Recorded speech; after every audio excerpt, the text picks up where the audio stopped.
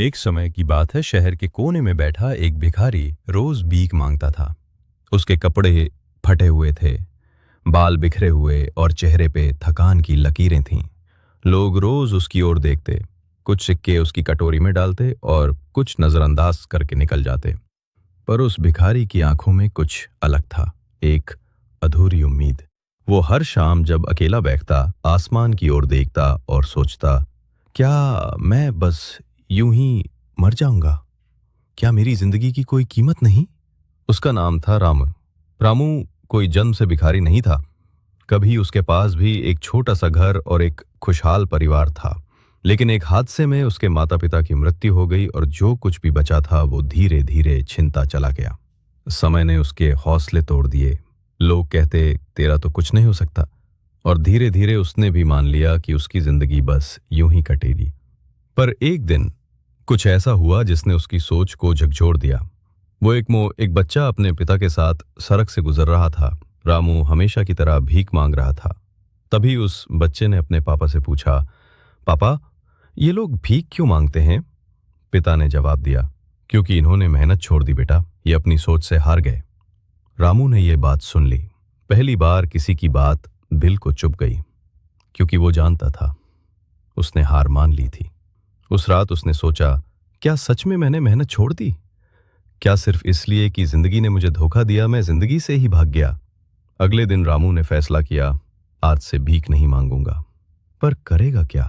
उसके पास कोई पैसा नहीं, कोई हुनर नहीं, कोई साधन नहीं, लेकिन उसके पास था इच्छा बदलने की, और बस यही काफी था। रामू ने पास की एक दुकान पर जाकर कहा, साहब, मैं मेहनत करना चाहता हूं, बस खाना दे दो और काम दे दो। दुकानदार ने पहले तो मजाक उड़ाया, लेकिन उसकी आंखों में सच्चाई देखकर उसे दुकान के सामने सफाई का काम दे दिया। रामू रोज समय पर आता, सफाई करता, सबका आदर करता, लोग उसे पहचानने लगे। धीरे धीरे दुकानदार ने उसे दुकान के छोटे मोटे कामों में शामिल कर लिया। 6 महीने में रामू ने इतना भरोसा जीत लिया कि दुकानदार ने कहा, तू अब मेरा स्टोर संभाल सकता है।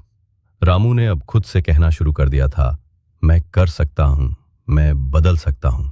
उसने अपने छोटे छोटे वेतन को बचाना शुरू किया। रात में हमें खुद पढ़ता, वीडियो देखता, किताबें उधार लेके पढ़ता। 1 साल बाद उसने एक पुरानी ठेला गाड़ी खरीद ली और चाय का ठेला शुरू कर दिया। उसकी ईमानदारी और व्यवहार ने लोगों को आकर्षित किया। वो हर चाय के साथ एक पर्ची देता था, सोच बदलेगी तो जिंदगी भी बदलेगी।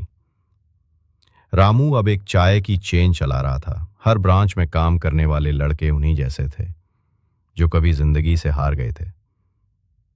पर रामू अब सिर्फ चाय नहीं बेचता था, वो उम्मीद बेचता था, प्रेरणा देता था। उसके पास अब गाड़ी थी, घर था, पैसा था, लेकिन सबसे बड़ी बात सम्मान था। एक दिन एक न्यूज चैनल ने उसके बारे में कहानी चलाई, भिखारी से बना बिजनेस आइकॉन रामू की कहानी। रामू मंच पर खड़ा होकर कहता है, अगर आप सोचते हैं कि आप कुछ नहीं कर सकते तो यकीन मानिए आप सही हैं, और अगर आप सोचते हैं कि आप सब कुछ कर सकते हैं तब भी आप सही हैं। फर्क सिर्फ आपकी सोच का है। अगर हालात बुरे हैं तो मत टूटो, उठो। लोग क्या कहेंगे ये सोचकर नहीं, तुम क्या कर सकते हो ये सोचो। मेहनत से बड़ी कोई दवाई नहीं, और सोच से बड़ा कोई इलाज नहीं। हर इंसान के अंदर एक चिंगारी होती है, पर वो तब तक नहीं जलती जब तक सोच की हवा नहीं लगती। अगर तुम आज हार मान रहे हो तो सिर्फ इसलिए क्योंकि तुमने खुद को हरा दिया। एक सोच ने रामू को भिखारी से मिसाल बना दिया। क्या तुम्हारी सोच तुम्हें भी बदल सकती है? अगर तुम चाहो तो सब्सक्राइब कर सकते हो ऐसे मोटिवेशनल वीडियो देखने के लिए। जय हिंद, जय भारत।